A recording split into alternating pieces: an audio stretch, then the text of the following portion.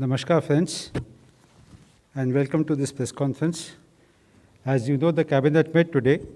To brief you on the important decisions taken in the Cabinet meeting, we have with us today Honorable Minister of Information and Broadcasting and Youth Affairs and Sports, Shri Anurag Singh Thakurji, Honorable Minister of State for Information and Broadcasting and Fisheries, Animal Husbandry and Dairying, Dr. L. Muruganji. My warm welcome to the Honorable Ministers. First, the Honorable Minister for INB will give his remarks. After the briefing, we will take some questions relating to Cabinet decisions only. Over to the Honorable Minister, sir. धन्यवाद। नमस्कार मित्रों, कोविड-19 pandemic ने देश और दुनिया के सामने एक बड़ी चुनौती पिछले लगभग 1.5 वर्ष से रखी और उस चुनौती के समय भी माननीय मोदी जी के नेतृत्व में जहां एक और देश के गरीब और देश की जनता को अलग अलग राहत समय समय पर देने का काम किया और वहीं पर मेक इन इंडिया वैक्सीन बनाने का काम भी हुआ। वैक्सीन बनाई भी और लगाने के काम में भी आज एक बड़ी उपलब्धि देश ने हासिल की है। 100 करोड़ वैक्सीनेशन भारत ने पूरा किया है, जिसके अवसर पर मैं सभी देशवासियों को, विशेष तौर पर फ्रंटलाइन वर्कर्स को, सभी राज्यों को बधाई देता हूं। Doctors, health workers, paramedical staff, इन सब का एक बहुत बड़ा योगदान रहा। भय और भ्रम की स्थितियां भी पैदा की गई, लेकिन उसके बावजूद भी लोग आगे बढ़कर आए, वैक्सीनेशन करवाया और भारत ने 100 करोड़ वैक्सीनेशन का एक मुकाम हासिल किया है। ये बड़ी उपलब्धि है और इस समय में भी माननीय प्रधानमंत्री जी ने हमें नेतृत्व दिया और देश को आगे बढ़ाने का काम किया, उनका आभार प्रकट करते हैं। दूसरा, आज जो महत्वपूर्ण निर्णय पे अगर मैं आऊँ तो एक और जहाँ देश में पीएम गति शक्ति नेशनल मास्टर प्लान के क्रियान्वयन को मंजूरी दी गई, उसकी शुरुआत की गई, वहीं पर पीएम गति शक्ति नेशनल मास्टर प्लान की मॉनिटरिंग 3 टियर सिस्टम में की जाएगी, जिसके कैबिनेट सचिव अध्यक्षता करेंगे और इनके अध्यक्षता में एक सचिवों का एम्पावर्ड ग्रुप ऑफ सेक्रेटरीज बनेगा। इस एम्पावर्ड ग्रुप ऑफ सेक्रेटरीज, जैसे मैंने कहा कि कैबिनेट सचिव करेंगे और इसके सदस्य के रूप में 18 मंत्रालयों के सचिव और head of logistic division member convener के रूप में काम करेंगे। विभिन्न मंत्रालयों और विभागों के नेटवर्क योजना प्रभाग के प्रमुखों के प्रतिनिधि के साथ एक multi modal network planning group का गठन किया जाएगा और इस multi modal network planning group को वाणिज्य और उद्योग मंत्रालय के लॉजिस्टिक डिवीज़न में स्थित एक टेक्निकल सपोर्ट यूनिट द्वारा सपोर्ट किया जाएगा और इस टीएसयू में आपके aviation, maritime, public transport, rail, road and highways, ports, इन सब विभागों के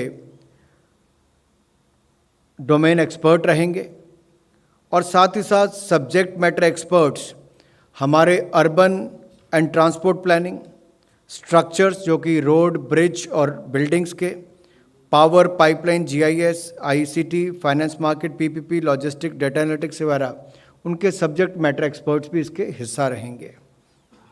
ये अपने आप में पीएम गति शक्ति योजना, बुनियादी ढांचा योजना में इंटर मिनिस्ट्रियल और इंटर डिपार्टमेंटल कोऑपरेशन में इंफ्रास्ट्रक्चर प्लानिंग में गेम चेंजर साबित होगी और हमारा मानना भी है कि गति शक्ति विकास परियोजना के प्रति हमारे दृष्टिकोण में एक बड़ा बदलाव का संकेत देता है। गति शक्ति संसाधनों और क्षमताओं का अधिकतम उपयोग, दक्षता बढ़ाने और अपव्यय को कम करना सुनिश्चित करेगा।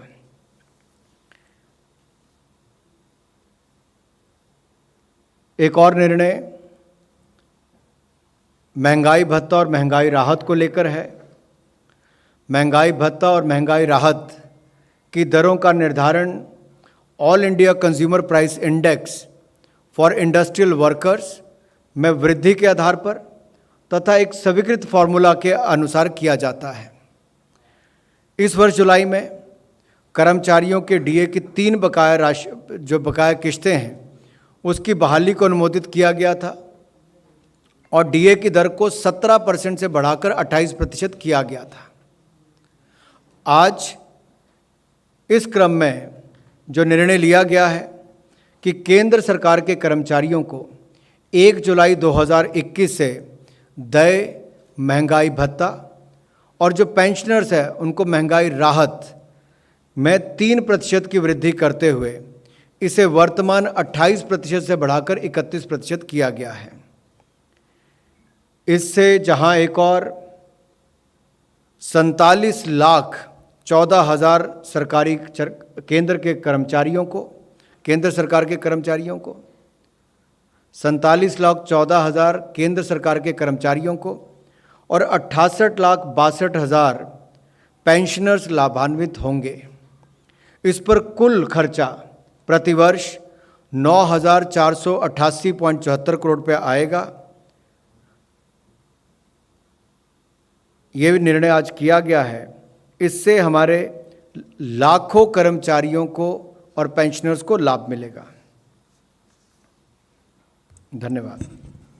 Thank you, sir. We will now take questions based on cabinet briefing only. Number 58. Sir, cabinet में इस 2 फैसले के अलावा क्या वैक्सीनेशन 100 करोड़ की संख्या पार करने के मुद्दे पर भी कोई चर्चा हुई? मुझे लगता है पूरे देश में ही आज चर्चा है, क्योंकि दुनिया में भारत ने वो मुकाम हासिल किया है। देखिए, बड़े बड़े देश, विकसित देशों में भी जिस तरह से वैक्सीनेशन को लेकर ड्राइव शुरू की गई, लेकिन भारत जिस मुकाम पर पहुंचा है, 100 करोड़ नंबर अपने आप में बहुत कुछ कहता है कि चाहे बर्फीले पहाड़ों को पार करके जाकर, नदियों को पार करके, दुर्गम क्षेत्रों में, पिछड़े क्षेत्रों में जाकर जिस तरह से वैक्सीनेशन ड्राइव को हमारे डॉक्टर्स ने, लैब टेक्नीशियंस ने, नर्सिस ने, पैरामेडिकल स्टाफ ने और इससे मुहिम से जुड़े हुए लोगों ने जन जन तक पहुंचाने का काम किया है, वो अपने आप में एक बहुत बड़ी उपलब्धि है। और दुनिया आज भारत की ओर देख रही है कि 100 करोड़ का आंकड़ा पाना एक बहुत बड़ी उपलब्धि है। पिछले साल शायद इस समय के दौरान कोई सोच भी ना रहा हो कि क्या होगा, लेकिन चंद महीनों के अंदर 100 करोड़ का आंकड़ा पाना अपने आप में बहुत कुछ कहता है। और जो लोग कल तक ताली और थाली पर मजाक उड़ाते थे, उनके सामने भी आया है। जो लोग कल तक भारत की वैक्सीन के ऊपर प्रश्न खड़ा करते थे, उनके लिए भी जवाब है कि हिंदुस्तान की जनता ने अपने वैज्ञानिकों पर, मेक इन इंडिया पर विश्वास भी किया और वैक्सीन ने भारत के करोड़ों लोगों की जान बचाने का काम भी किया है। 106. Sir, can you just repeat, like, from when will the DNS allowance be effective and what is the annual cost on the government for this increase? The annual cost to the government will be 9,488 crores, and there is an increase of 3%. And if you look at the last increase, that was increased from 17 to 28%. Now it has further increased by 3% from 28% to 31%. And from 1st of July 2021, it will be implemented. It will be implemented, and 47.14 lakh government employees and 68.62 lakh pensioners will benefit out of this. 154.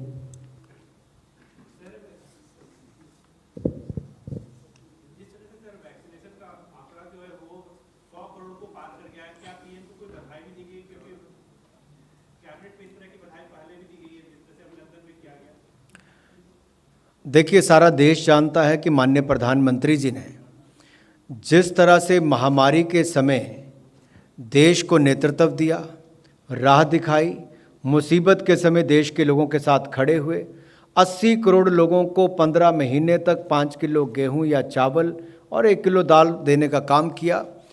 Moratorium period बैंकों के माध्यम से दिया, emergency credit line guarantee scheme के माध्यम से 3 लाख करोड़ रुपए का इनिशियल स्टेज पर बैंकों के माध्यम से कम ब्याज दर पर पैसा भी दिलाया, और टीसीएस टीडीएस में कटौती भी की। बहुत सारे ऐसे कदम उठाए जो आपदा के समय एक एक कदम बड़ा राहत भरा देश के लोगों के लिए था।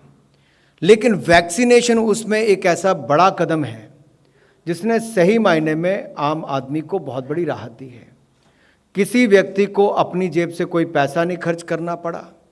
पूरे देश के 18 वर्ष से ज़्यादा की उम्र वाले लोगों के लिए, हर राज्य देश के हर कोने के लिए वैक्सीनेशन उपलब्ध भी करवा कर दी गई, और ये एक बड़ी उपलब्धि है। आप में से मित्रों ने बार बार पूछा क्या प्रधानमंत्री जी को बधाई भी दी गई। मुझे लगता है केवल कैबिनेट के साथियों और सहयोगियों की तरफ से ही नहीं, आज पूरा देश कहीं ना कहीं माननीय प्रधानमंत्री जी का धन्यवाद भी करता है, उनको बधाई भी देता है। और ये लोगों की भावनाएं हैं। सबसे बड़ी बात है कि लोगों ने आगे बढ़कर वैक्सीनेशन करवाई और फ्रंट लाइन वर्कर्स ने जा जाकर वैक्सीनेशन की। ये 2 बहुत बड़ी बातें हैं, और ये तब हुआ जब विश्वास लोगों का मोदी जी पर है और उनके कार्यक्रमों पर है, उनकी नीतियों पर है। 32।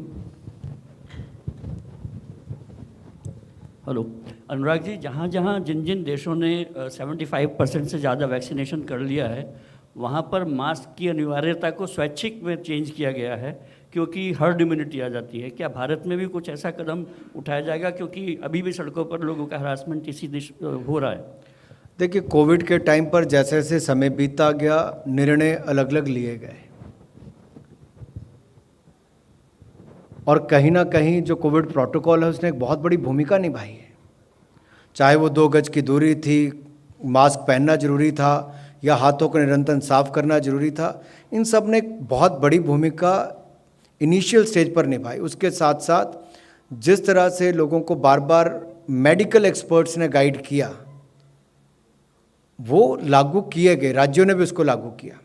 और जब ये समय लगेगा देश में कि अब मास्क पहनने की ज़रूरत नहीं है, तब मुझे लगता है एक्सपर्ट्स आपको कहेंगे। लेकिन जब तक नहीं कहते, आप भी मास्क पहन के रखें और बाकी भी पहन के रखें।